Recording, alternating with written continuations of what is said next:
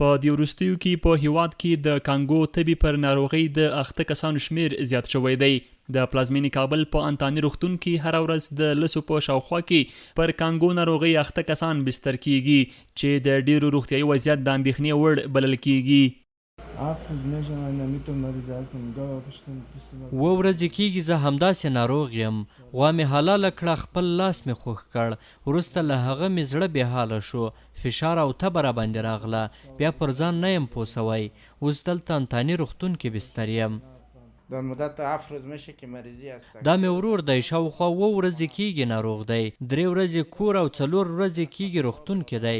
موږ له قصابانو غوښتنه کوو چې کله حلاله کوي دوی باید روغتیایي سپارښتنې عملي کړي تر څو دوی او نور خلک له یادې ناروغۍ په امان کې وي، ځکه دا یوه خطرناکه ناروغي ده. تېره ورځ په یاده ناروغۍ یو 18 کلن ځوان خپل ژوند له لاسه ورکړ. د یاد روغتون یو شمېر ډاکټران وایي چې په تیرو 3 میاشتو کې پر کانګو ناروغۍ اخته شاوخوا 150 ناروغان د دوی سره بستر شوي چې یاد ارقام د تیر کال په پرتله څو برابره زیاتوالی ښیي او په خبره یې د خلکو بې احتیاطي د دې لامل شوي چې د دغه ډول ناروغانو شمېر ورځ تر بلې زیاتیږي. په انتوني روغتون کې رښتیا هم زموږ کومه احصایه چې راخیستې ده دغه 3 میاشتې نه د حمل ثور جوزا او ارقام چې راواخیستل نظر تیرو کالو لاسو کالو ته واقعیات مو بیخي لوړ دي، مخ په ډېرېدا باندې نور هم. او دې نه علاوه که ووایم په دغه 3 میاشتو کې د 150 څخه زیات ناروغان زموږ سره د انتوني وارډ کې بستر شوي دي، خو فوتي واقعات د دې تر څنګ هم لرو. او ارقام مخ په لوړېدا باندې دي، لیکن موږ خپل قوي او ټینګ اهتمامات نیولي دي د لوړو واقعاتو لپاره. خدا نخواسته که چیرې واقعات مو نور هم ډیریږي. فعلا د وارد مو 12 مریض بستری ده. اوس مهال 12 ناروغان را سره بستر دي. الحمدلله عمومي وضعیت یې ښه دی. په ورځني ډول شاوخوا 10 ناروغان مراجعه کوي. موږ ورته جدي تدابیر نیولي دي. که چیرې ناروغان ډیریږي 10 یا 40 بسترونه ورته نور آماده لرو.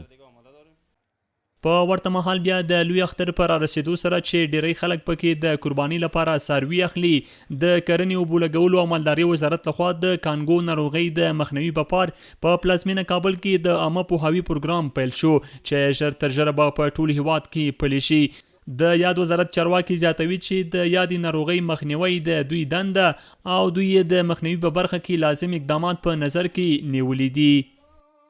زموږ مسؤلیت دا دی چې څومره مسله موږ ته دا مسؤلیت وي، موږ به د خلکو سره عام پوهاوی هم د دې خطراتو نه به مخ هم او د دې مسله د دې مرض مخنیوی هم زموږ مسؤلیت دی.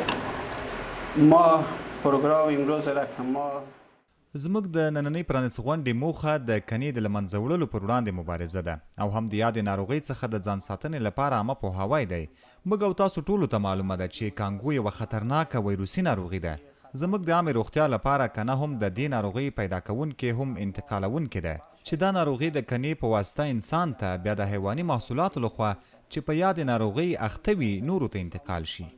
د کرنې وزارت مسؤلین وایي دوی د کابل په 4 دروازو کې سیار ټیمونه ټاکلي تر څو کوم څاروي چې کابل ته راننوځي هغه دوا پاشي کړي تر څو له یادې ناروغۍ د مخنیوي په برخه کې ګټور تمام شي.